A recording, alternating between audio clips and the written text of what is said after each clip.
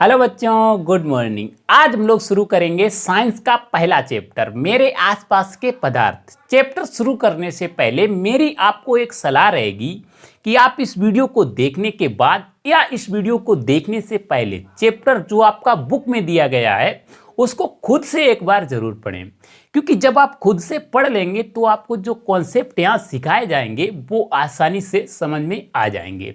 तो चलिए शुरू करते हैं। हमारे चैप्टर का नाम है हमारे आसपास के पदार्थ। तो सबसे पहले क्वेश्चन हमारा यही उठता है कि आखिर पदार्थ क्या होता है, पदार्थ क्या भला है। अब पदार्थ क्या है ये अभी एक परिभाषित परिभाषा है, लेकिन पुराने समय में वैज्ञानिकों और दार्शनिकों ने किस तरह से पदार्थ को परिभाषित किया। उन्होंने कहा कि पदार्थ पंच तत्वों से मिलकर बना है, 5 तत्वों से मिलकर बना है। वो 5 तत्व कौन कौन से बताए? अग्नि, जल, वायु, पृथ्वी और आकाश।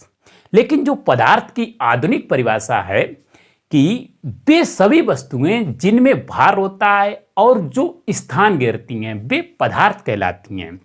जैसे कि हमारे सामने किताब रखी है तो इसमें भार है और ये स्थान घेरती है। स्थान का मतलब क्या है? कोई भी वस्तु जितना स्थान घेरती है वो उसका आयतन कहलाता है।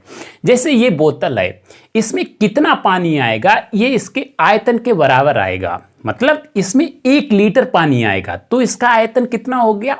1 लीटर। तो पदार्थ की परिभाषा क्या है? वे सभी वस्तुएं जिनमें भार होता है और स्थान घेरती हैं पदार्थ कहलाती हैं। तो इसको सही से समझो। जैसे कि ये मार्कर है, देखो इसमें कुछ ना कुछ भार जरूर होगा, ये स्थान भी घेरता है तो ये क्या हो गया? पदार्थ हो गया। ये इंक है, इसमें भार भी है, ये स्थान भी घेरती है तो ये भी पदार्थ हो गया। अब आपका क्वेश्चन या तो पदार्थ की परिभाषा से आ सकता है कि पदार्थ क्या होता है, तो आप सिंपल बता देंगे कि वे सभी वस्तुएं जिनमें भार होता है और स्थान घेरती हैं पदार्थ कहलाती हैं। ये आपको ऑप्शन दे देगा कि बताएं इनमें से कौन सा पदार्थ है कौन सा नहीं है। तो ऐसे भी क्वेश्चन आ जाता है कि जो हमारे विचार हैं, भावनाएं हैं, गंध है, ये पदार्थ हैं। तो ये बिल्कुल पदार्थ नहीं है, क्योंकि विचारों में ना तो भार होता है ना वो स्थान घेरते हैं। इसी तरह गंध में ना भार होता है ना वो स्थान घेरती है। गंध एक अनुभव है तो ये पदार्थ नहीं है। लेकिन इसके अपोजिट में जो इत्र है वो तो पदार्थ है, लेकिन गंध पदार्थ नहीं है, सुगंध पदार्थ नहीं है। हमारे विचार, गुस्सा, घृणा, क्रोध ये सभी पदार्थ नहीं है। ऐसे इसमें एक क्वेश्चन और आता है कि प्रकाश पदार्थ है या नहीं, लाइट पदार्थ है या नहीं। तो बच्चों प्रकाश पदार्थ नहीं है। अब पदार्थ नहीं है तो प्रकाश क्या है ये आप आगे की क्लासेस में सीखेंगे कि प्रकाश एक विद्युत चुंबकीय तरंग है, इसमें ना तो भार होता है ना स्थान घेरती है। तो पदार्थ की सिंपल परिभाषा है, आप समझ गए होंगे।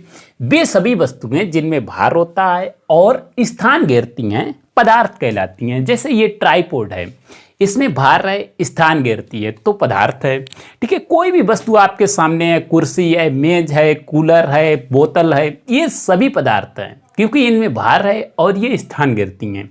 जिनमें भार नहीं है, जो स्थान ना घेरें, तो समझो वो पदार्थ नहीं है। अब इसके बाद आते हैं पदार्थ के गुण। पदार्थ के गुण क्या होते हैं, ठीक है, इनको हम समझते हैं। तो अब हम बात करते हैं पदार्थ के कणों के गुण। इसको आप जब भी लिख सकते हैं, जैसे पूछा जाए कि पदार्थ के कणों की विशेषताएं बताओ, तब भी आप ये सभी पार्ट 5 लिख सकते हैं। ठीक है, अब इनको हम समझते हैं। फर्स्ट में कहा गया है कि कोई भी पदार्थ छोटे छोटे कणों से मिलकर बना होता है। जैसे कि हम सपोज ये मार्कर ही ले लें तो ये मार्कर बहुत छोटे छोटे कणों से मिलकर बना होता है, जिन्हें हम अणु और परमाणु कहते हैं। अब अणु और परमाणु क्या होता है ये आप आगे के चैप्टर्स में समझेंगे। अभी आप सिंपल उनको नाम दे दिया गया है कण। तो कोई भी पदार्थ छोटे छोटे कणों से मिलकर बना होता है। दूसरा गुण क्या है कि पदार्थ के कणों के बीच रिक्त स्थान होता है, जिसे हम अंतर आणविक अंतराल कहते हैं। ठीक है, जैसे कि आपके ये पदार्थ के कण हैं तो इनके बीच में खाली जगह होती है। जैसे कि सपोज करो कि ये आपका पानी है, हम इसमें जब चीनी घोल देते हैं वो कहाँ पर जाती है? वो इनके अंतर आणविक अंतराल में चीनी के कण आ जाते हैं। तो दूसरा गुण क्या हो गया कि पदार्थ के कणों के बीच रिक्त स्थान होता है, खाली जगह होती है, जिसे हम अंतर आणविक अंतराल कहते हैं। सिंपल आप ये समझो कि पदार्थ के कणों के बीच रिक्त स्थान होता है। ये जरूरी नहीं है कि इसे हम अंतर आणविक अंतराल कहते हैं, वो तो हमने एडिशनल लिख दिया केवल। ठीक है, तीसरा गुण क्या है कि पदार्थ के कण निरंतर गतिशील होते हैं, अर्थात उनमें गतिज ऊर्जा होती है। अगर कण निरंतर गतिशील होंगे तो उनमें गतिज ऊर्जा, सिंपल सी बात है, जिसमें भी गति होगी उसमें गतिज ऊर्जा होगी। ठीक है, तो पदार्थ के कण निरंतर गतिशील होते हैं, अर्थात उनमें गतिज ऊर्जा होती है। जैसे कि आप सपोज ये पानी ही समझ लो, जब हम इसको गर्म करते हैं तो क्या होता है, इससे इनके कणों की गतिज ऊर्जा बढ़ जाती है। तो जो ऊपर वाले कण होते हैं उनकी ऊर्जा इतनी ज़्यादा हो जाती है कि वो सरफेस को छोड़ देते हैं। मतलब किसी भी पदार्थ का ताप बढ़ाने पर उनके कणों की गतिज ऊर्जा बढ़ती है, गति बढ़ती है तो गतिज ऊर्जा बढ़ती है। तो इसी से हमारा चौथा पॉइंट क्या निकल के आ जाएगा कि तापमान बढ़ाने पर कणों की गतिज ऊर्जा बढ़ जाती है। ठीक है, और पांचवा क्या है कि दो पदार्थों के कणों का स्वतः मिलना विसरण कहलाता है। यहां पर हमने विसरण जो है इसकी भी परिभाषा ऐड कर दी कि विसरण होता क्या है। जैसे कि हमने पानी में चीनी डाली तो चीनी ऑटोमेटिक उसमें घुल जाएगी, विसरित हो जाएगी, इस क्रिया को हम विसरण कहते हैं। और विसरण जो है ताप बढ़ाने पर विसरण की गति तेज हो जाती है। जैसे अगर आप साधारण पानी में चीनी मिलाएं तो उसमें थोड़ा ज़्यादा समय लेगा, अगर आप गर्म पानी में मिलाएं तो उसमें बिल्कुल कम समय लगेगा, जल्दी चीनी मिल जाएगी। इसके अपोजिट में आप इसको अपने करके देखना घर पे कि ठंडे पानी में चीनी मिलाकर देखना, बिल्कुल नहीं मिलेगी। ठीक है, तो टेम्परेचर कम होगा, ताप घटाओगे यानी कि आपने पानी ठंडा कर दिया तो विसरण की गति धीमी हो जाएगी। इसीलिए जब भी हम शरबत बनाते हैं तो उसमें क्या करते हैं, पहले उसको नॉर्मल पानी में चीनी को घोल लेते हैं, उसके बाद ठंडा पानी ऐड करते हैं। अगर आप ठंडे पानी में चीनी मिलाएंगे तो वो जल्दी घुलेगी नहीं। तो ये पदार्थ के कणों के अभिलाक्षणिक गुण हैं, मतलब गुण हैं, इनको आप लिख सकते हैं। समझ तो आ गए होंगे। अब इसके बाद हम बात करेंगे पदार्थ की अवस्थाओं की। इंपॉर्टेंट है, आपके चैप्टर में सबसे ज्यादा यही इंपॉर्टेंट है, पदार्थ की अवस्थाएं। ठीक है, इनको हम देखते हैं। इसको आपने जो है लिख लिया होगा। अब हम इसको मिटाते हैं। तो अब हम पदार्थ की अवस्थाओं के बारे में समझते हैं। वैसे तो पदार्थ की 5 अवस्थाएं होती हैं, ठोस, द्रव, गैस, प्लाज्मा और बोस-आइंस्टाइन कंडेंसेट, जिसमें आपकी 3 अवस्थाएं प्रमुख हैं, ठोस, द्रव, गैस। इन तीनों को हम डिटेल में समझते हैं। देखो, चाहे आपका क्वेश्चन ऐसे आ जाए कि ठोस, द्रव, गैस तीनों में अंतर लिखें, तब तो आप सेम का सेम कॉपी कर देंगे। लेकिन केवल क्वेश्चन पदार्थ की ठोस अवस्था से आ जाए तब आपको ये वाले गुण लिख देने हैं। ठीक है, इसकी विशेषताएं करके। द्रव वाली से आ जाए तो इसको लिख देनी है, इसकी विशेषताएं या इसके बारे में, वो सभी इसी के बारे में है। ठीक है, गैस से आ जाए तो आपको इसको लिख देना है। अब इसमें समझना इंपॉर्टेंट है।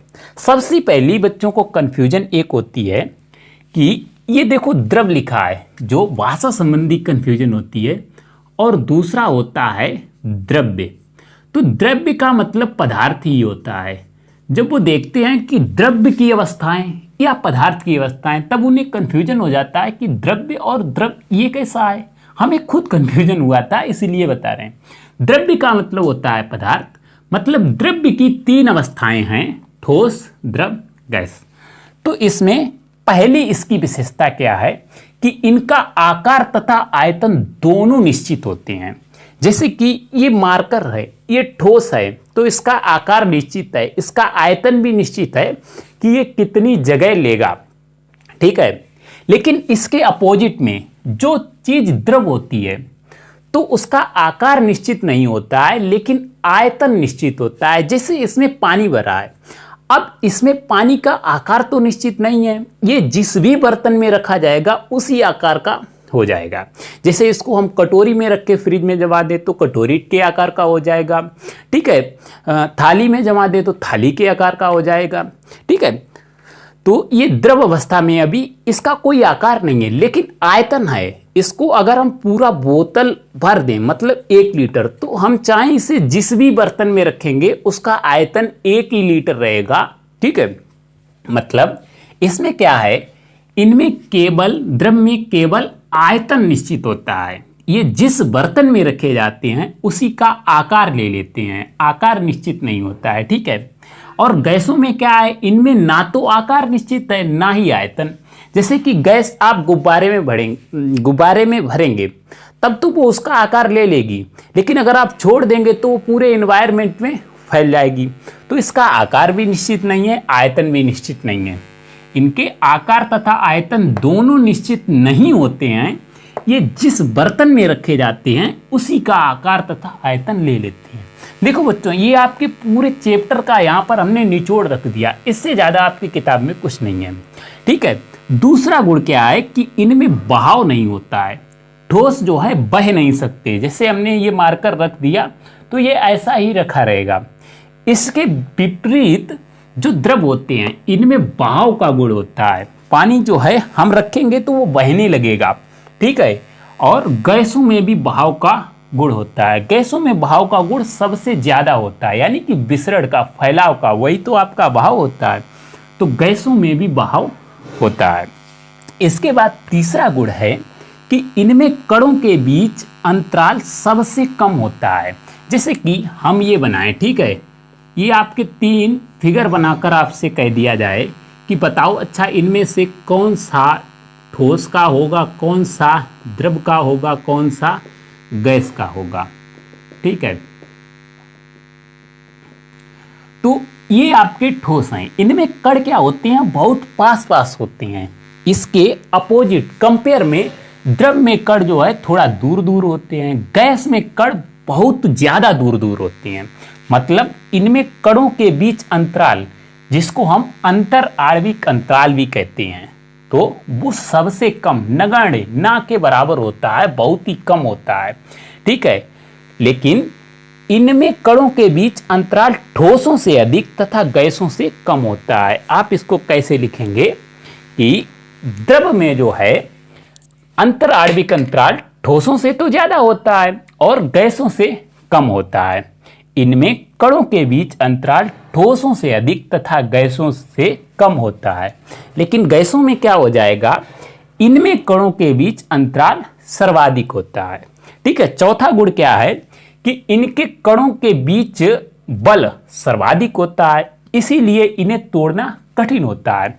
जो ठोस के कण होते हैं उनमें अंतर आणविक बल, अणुओं के बीच लगने वाला बल जो होता है वो सबसे ज्यादा होता है, इसीलिए इनको हम आसानी से तोड़ नहीं सकते।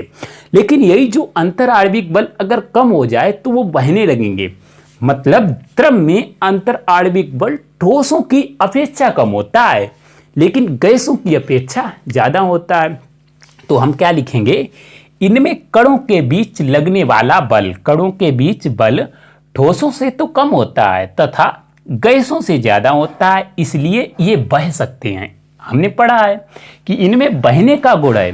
तो बहने का गुण है क्यों, क्योंकि इनके कणों के बीच जो अंतर आणविक बल है वो बहुत ही कम होता है। ठीक है, अब गैसों की हम बात करें तो इनमें तो सबसे कम होता है, यानी कि ये तो बहुत आसानी से बह सकती हैं। तो इनमें कणों के बीच बल सबसे कम होता है, इसीलिए इनमें विसरण होता है। विसरण को आप सिंपल बहाव समझ सकते हैं कि जो है बहना, तो इनमें विसरण होता है। वैसे विसरण की परिभाषा क्या होती, कणों का आपस में मिलना, जैसे पानी में चीनी के कणों का मिलना। तो गैस जो है दूसरे गैसों से मिल जाती है, यानी कि उसका बहाव हो जाता है। इनमें विसरण सर्वाधिक होता है।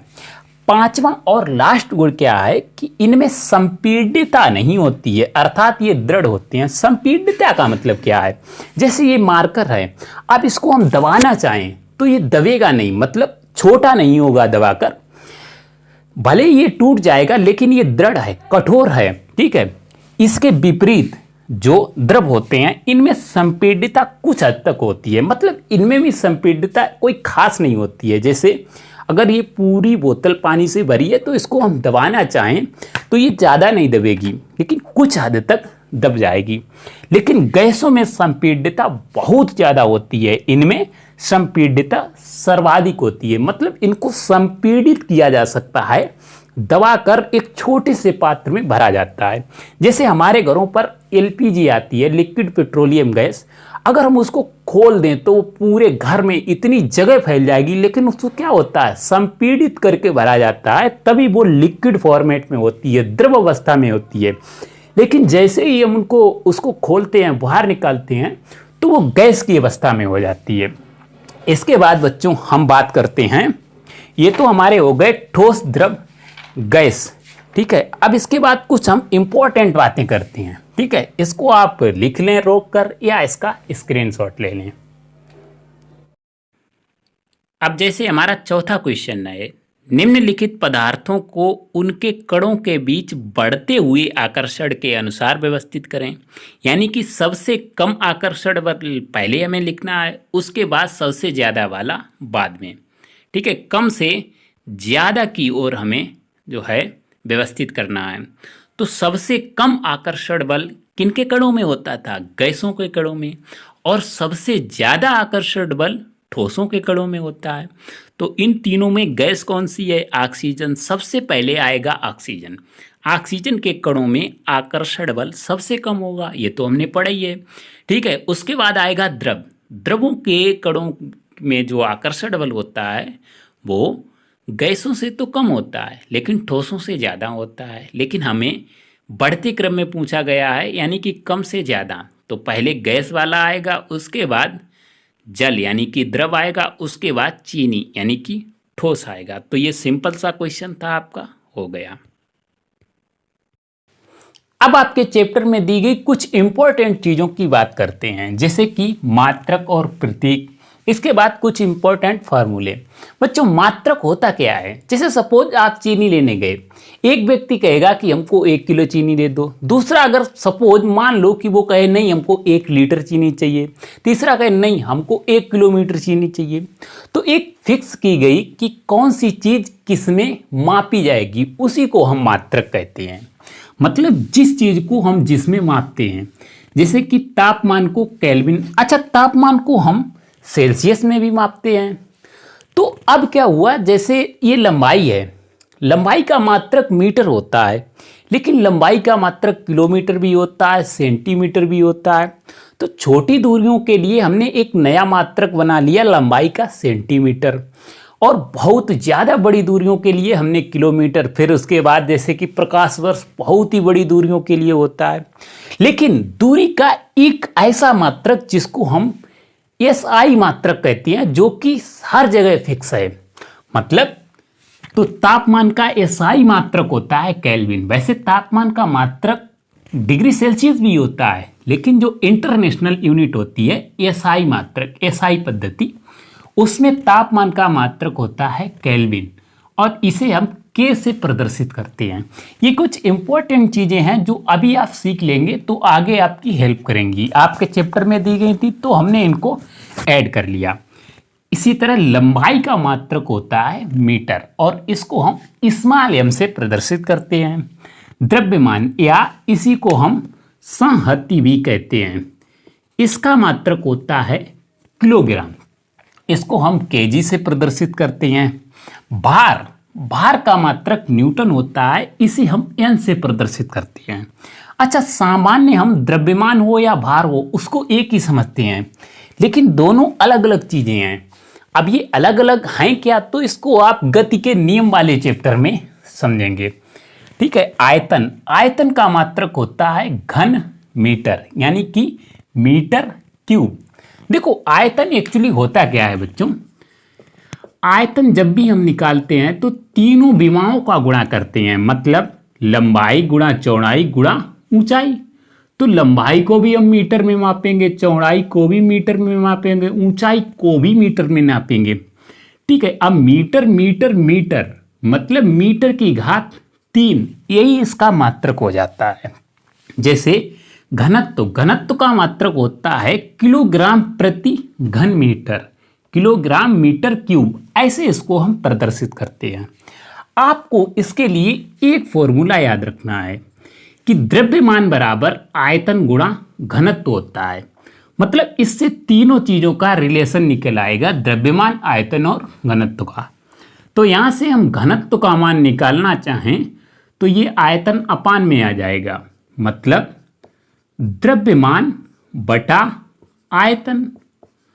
तो आप अब यहां से देखो, द्रव्यमान का मात्रक क्या है, किलोग्राम, और आयतन का मात्रक क्या है, मीटर क्यूब या घन मीटर। तो किलोग्राम बटा मीटर क्यूब घनत्व का होता है। किलोग्राम बटा मीटर क्यूब मतलब किलोग्राम प्रति मीटर क्यूब। ठीक है, ऐसे ही मात्रक निकाले जाते हैं। आपको छोटी छोटी यूनिटों का पता हो, उसके बाद आप बड़े बड़े मात्रक निकाल सकते हैं। दाब का जो मात्रक होता है वो होता है पास्कल। इसे अब कैपिटल पी स्मॉल ए से सफिक्स में ए आता है, पीए से प्रदर्शित करते हैं। तो एक तो आपका ये इंपॉर्टेंट फार्मूला है कि द्रव्यमान बराबर आयतन गुणा घनत्व, ये आपको याद होना चाहिए।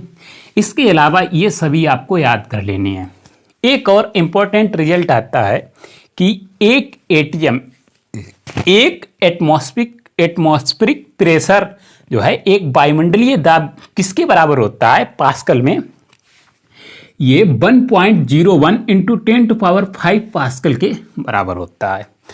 अब इसके बाद केल्विन और सेल्सियस में कन्वर्ट करने के लिए ये आपका फार्मूला है कि केल्विन बराबर डिग्री सेल्सियस प्लस 273। वैसे तो आपका ये 273.15 होता है।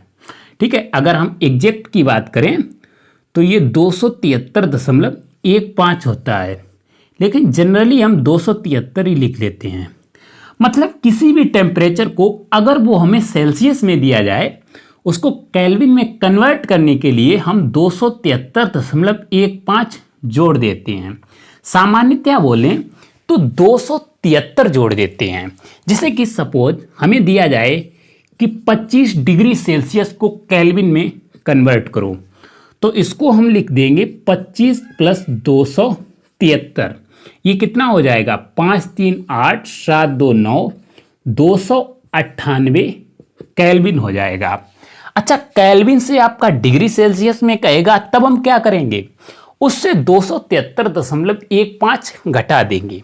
अगर एग्जैक्ट वैल्यू कहे, वैसे तो सिंपल 273 आप याद रखो कि केल्विन में बदलने के लिए डिग्री सेल्सियस में 273 जोड़ते हैं। इसका उल्टा केल्विन से डिग्री सेल्सियस लाने के लिए हम 273 सब्ट्रैक्ट करते हैं।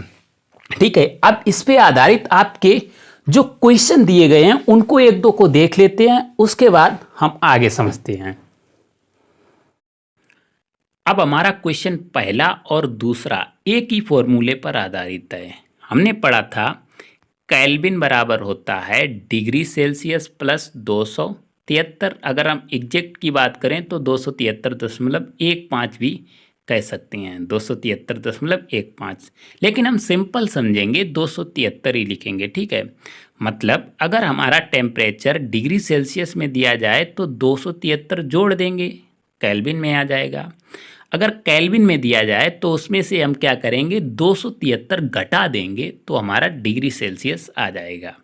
जैसे हमें फर्स्ट पार्ट में दिया गया है 300 केल्विन, तो इसको हम डिग्री सेल्सियस लिखेंगे, डिग्री सेल्सियस। तो ये कितना हो जाएगा, केल्विन माइनस 273। ठीक है, तो केल्विन है कितना, 300 केल्विन। 300 से हम 273 घटाएंगे तो ये कितना आ जाएगा, 10 में से 3 गया 7, 9 में से 7 गया 2, और ये 27 डिग्री सेल्सियस पहले वाले का आंसर होगा। देखो, हो सकता है 27 ना हो सकता है आपका 26.85 हो, 26.85। वो कैसे होगा, अगर हम 273.15 घटाएंगे। ठीक है, तो उससे हमें कोई टेंशन नहीं लेनी है। अगर आप एग्जैक्ट निकालें तो वैसा भी निकाल सकते हैं, लेकिन 27 डिग्री सेल्सियस के आसपास होगा। ठीक है, अब बी पार्ट में हमें दिया गया है 573 केल्विन, तो इसको हम डिग्री सेल्सियस में कन्वर्ट करने के लिए क्या करेंगे, सिंपल 273 घटा देंगे। तो 3 में से 3 गया 0, 7 में से 7 गया 0, 5 में से 2 गया 3, 300 डिग्री सेल्सियस बी पार्ट का ऑप्शन हो जाएगा। आंसर हो जाएगा। ठीक है, इसके बाद सेकेंड क्वेश्चन में हमें डिग्री सेल्सियस में दिए गए हैं, इनको केल्विन में कन्वर्ट करना है। तो केल्विन बराबर सिंपल, डिग्री सेल्सियस में आपको 273 जोड़ना है। तो 25 दिया गया, 25 में 273 हम जोड़ेंगे, 5 3 8 और ये 7 2 9, यानी कि 298 केल्विन आ जाएगा। इसी तरह बी पार्ट का जो है, बी पार्ट में हमें दिया गया है 373, इसमें भी हमें 273 जोड़ना है, ये केल्विन में आ जाएगा। 3 3 6, 7 दूना 14 की 4, हासिल 1, 3 2 5 1 6, 646 केल्विन आंसर हो जाएगा। एग्जैक्ट की बात करें तो 646.15 भी हम लिख सकते हैं। ठीक है, अब आगे बात करते हैं, किसी भी पदार्थ की अगर हम अवस्था परिवर्तन करना चाहें तो हमें ताप और दाब दोनों में परिवर्तन की आवश्यकता होती है। जैसे बर्फ जमी है, जब इसका अगर हमें द्रव में बदलना है, पानी बर्फ के रूप में है, इसको हमें द्रव के रूप में करना है, तो हम क्या करेंगे, सिंपल उसका टेम्परेचर बढ़ा देंगे। और ज़्यादा अगर हम टेम्परेचर बढ़ाएंगे तो वो वाष्प में परिवर्तित हो जाएगा। उसके बाद अगर हमें उसको फिर से बर्फ में करना है तो हमें उसका टेम्परेचर कम करना होगा। इसमें आपकी इंपॉर्टेंट परिभाषाएं आती हैं कि गुप्त ऊष्मा क्या होती है, गलनांक क्या होता है, क्वथनांक क्या होता है, हिमांक क्या होता है। इन सभी को आपको हम समझाते हैं। किसी भी पदार्थ की अवस्था परिवर्तन के लिए हमें ताप और दाब परिवर्तन की आवश्यकता होती है। ठीक है, यह आपने समझ लिया। अब इन हम परिभाषाओं को समझते हैं। अब देखो, यहां पर आपकी जितनी भी परिभाषाएं इंपॉर्टेंट हो सकती हैं वो सभी हमने लिखी हैं, सभी को समझते हैं, आसानी से समझ में आ जाएंगी।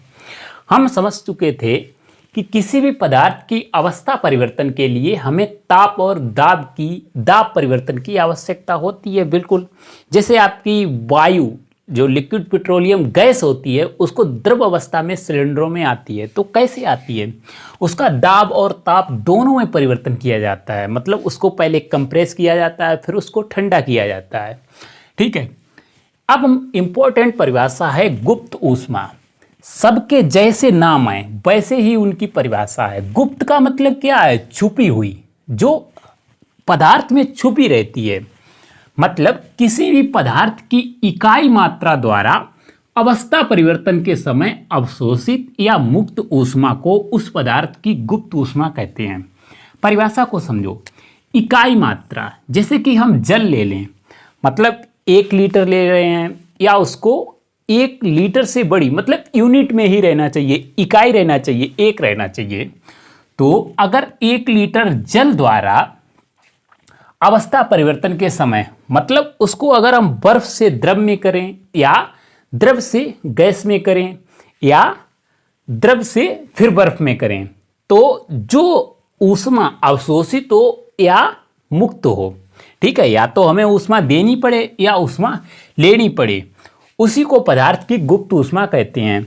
जैसे कि हम बर्फ जमा रहे हैं, पानी आपका बर्फ में जमा रहे हैं, तो क्या होता है, ऊष्मा बाहर निकलती है, ऊष्मा बाहर निकलती है, ठंडक अंदर जाती है, मतलब ऊष्मा मुक्त होती है। तो जितनी ऊष्मा मुक्त हुई, जैसे हमने पानी को द्रव अवस्था से बर्फ अवस्था में परिवर्तन करने के लिए जितनी ऊष्मा मुक्त हुई, उसे हम जल की गुप्त ऊष्मा कहेंगे। उतनी ही ऊष्मा हमें देनी पड़ेगी उस बर्फ को जो है जल में पिघलाने के लिए। अब जैसे गर्मी होती है तो इन्वायरमेंट में पहले से ही इतनी हीट होती है कि उसको हम साधारणतया रख दें तो वो बर्फ जो है द्रव अवस्था में बदल जाएगी। ठीक है, तो गुप्त ऊष्मा आपको समझ में आ गई होगी। ठीक है, एक अवस्था से दूसरी अवस्था में, चाहे वो बर्फ से हम द्रव में करें, चाहे द्रव से बर्फ में करें, या द्रव से जो है गैस में करें। अच्छा, इसमें भी गुप्त ऊष्माएं 2-3 तरह की आ जाती हैं, जैसे कि गलन की गुप्त ऊष्मा, वाष्पन की गुप्त ऊष्मा। तो आपको गुप्त ऊष्मा की परिभाषा पता है तो गलन की गुप्त ऊष्मा, वाष्पन की गुप्त ऊष्मा, ये सभी परिभाषाएं आप निकाल लेंगे। जैसे कि गलन की गुप्त ऊष्मा क्या हो जाएगी कि ऊष्मा की वह मात्रा जो पदार्थ को गलाने पर अब देखो वहां पर मुक्त होगी या अवशोषित होगी ये समझना पड़ेगा। जैसे कि बर्फ है, अब बर्फ से हमें उसको गलाना है, द्रव में पहुंचाना है, तो हमें ऊष्मा देनी पड़ेगी। यानी कि किसी भी पदार्थ की इकाई मात्रा द्वारा, गलन की हम देख रहे हैं, इकाई मात्रा द्वारा ठोस से द्रव अवस्था में परिवर्तित होने पर जो ऊष्मा हमें देनी पड़ती है उसको गलन की गुप्त ऊष्मा कहते हैं। ऐसे आप परिभाषा बना लेंगे। अब आता है गलनांक, इसका नाम समझो, गलन अंक मतलब कोई भी पदार्थ जिस ताप पर गलने लगता है, गलन का अंक, गलने का तापमान हमें, वही इसकी परिभाषा होती है। वह तापमान जिस पर कोई पदार्थ गलना शुरू कर दे उस पदार्थ का गलनांक कहते हैं। गलने से हमारा तात्पर्य क्या है? ठोस से द्रव में बदलना। जैसे कि पानी जो है, बर्फ जो है पानी में बदलने लगती है 0 डिग्री सेल्सियस पर, यानी कि गलने लगती है। ठीक है, तो वह तापमान जिस पर कोई पदार्थ गलना शुरू कर दे उस पदार्थ का गलनांक कहलाता है।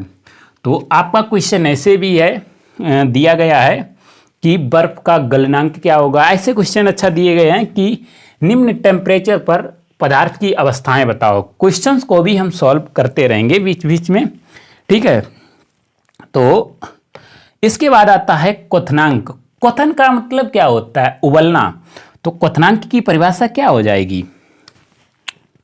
क्वथनांक, ठीक है, वह तापमान जिस पर कोई पदार्थ उबलना शुरू कर दे, यानी कि वाष्प में बदलना शुरू कर दे, उस पदार्थ का क्वथनांक कहलाता है। जैसे पानी जो है उबलना, पहले उबलता है उसके बाद वाष्प में परिवर्तित होता है कितने डिग्री सेल्सियस पर? 100 डिग्री सेल्सियस पर। ठीक है, इसके बाद आता है हिमांक। क्या होता है? तो हिम का अंक, मतलब हिम का मतलब होता है बर्फ अंक। तो ऐसा अंक जिस पर द्रव बर्फ में बदलने लगे।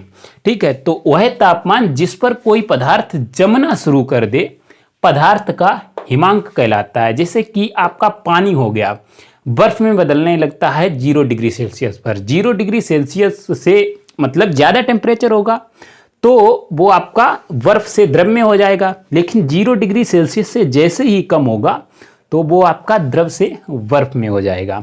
इसके बाद संघनन एक आपकी इंपॉर्टेंट समझने वाली है, तो वो भी हमने आपका यहाँ पर जोड़ दिया कि संघनन आखिर होता क्या है। कंडेंसेशन, जल वाष्प का ठंडा होकर जल में बदलना ही संघनन कहलाता है। जैसे आप कभी फ्रीजर से कोई बोतल निकालें और उसको आप साधारणतया रख दें तो हम देखते हैं कि बोतल के आसपास पानी जम जाता है। ठीक है, बोतल बाहर से भीग जाती है। मतलब क्या है कि बोतल ठंडी है, इन्वायरमेंट में पानी हर जगह है, मतलब इन्वायरमेंट में जल वाष्प है, H2 है, O2 है, तो जल वाष्प है। जब होता है कि ये आपकी बोतल है, ये इतनी ज़्यादा ठंडी है कि जो बाहर जल वाष्प इससे टकराती है तो वो जम जाती है, मतलब बाहर जो है बोतल के पानी की बूंदें हो जाती हैं। कोई भी आप ठंडी चीज़ रखें तो आपने ये चीज़ देखी होगी, तो उसी को हम संघनन कहते हैं। ठीक है, ये हमारी इंपॉर्टेंट परिभाषाएं हो गई। देखो बच्चों, क्वथनांक हमने क्या पढ़ा कि वह तापमान जिस पर कोई पदार्थ उबलना शुरू कर दे। जैसे हम पानी की बात करते हैं, ये पानी 100 डिग्री सेल्सियस पर उबलता है, उसके बाद वाष्प में बदलता है। अच्छा, ऐसा नहीं होता है कि जरूरी है पानी 100 डिग्री सेल्सियस पर ही वाष्प में बदले, ऐसा नहीं है। पानी को अगर हम साधारणतया छोड़ दें तो वो धीरे धीरे वाष्प में बदलता रहता है, जिस क्रिया को हम वाष्पीकरण कहते हैं। तो अब हम वाष्पीकरण की बात करते हैं। ठीक है, वाष्पीकरण देखो बच्चों होता क्या है, जैसे ये आपका पानी है, इसके जो है ये पानी है, इसकी जो ऊपर वाली लेयर होती है उसके जो कण होती हैं वो इतनी कम एनर्जी से और बाद बाकी कणों से मिले होते हैं, बहुत कम इनमें जो है ऊर्जा से बंधे होती हैं। इनको जैसे ही बाहर से हीट की एनर्जी मिलती है तो ये सतह को छोड़ जाते हैं।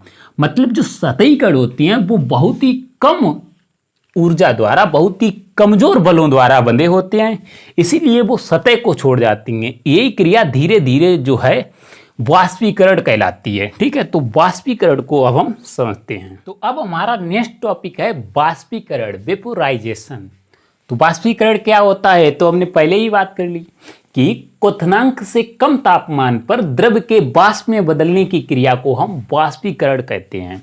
जैसे कि सपोज ये आपका पानी है, ठीक है, ये कोई झील वगैरह है, तो इसमें है क्या, जो ऊपर वाले कण होते हैं ना, किसी भी पदार्थ के जो सतही कण होते हैं, सतह वाले कण होते हैं, वो उस पदार्थ के अन्य कणों से बहुत ही कम बल के साथ जुड़े होते हैं। जैसे कि आप कोई सा भी पदार्थ लो तो आपके उसके शुरुआती कण अलग कर सकते हैं, बाद बाकी नहीं कर सकते हैं, ठीक है।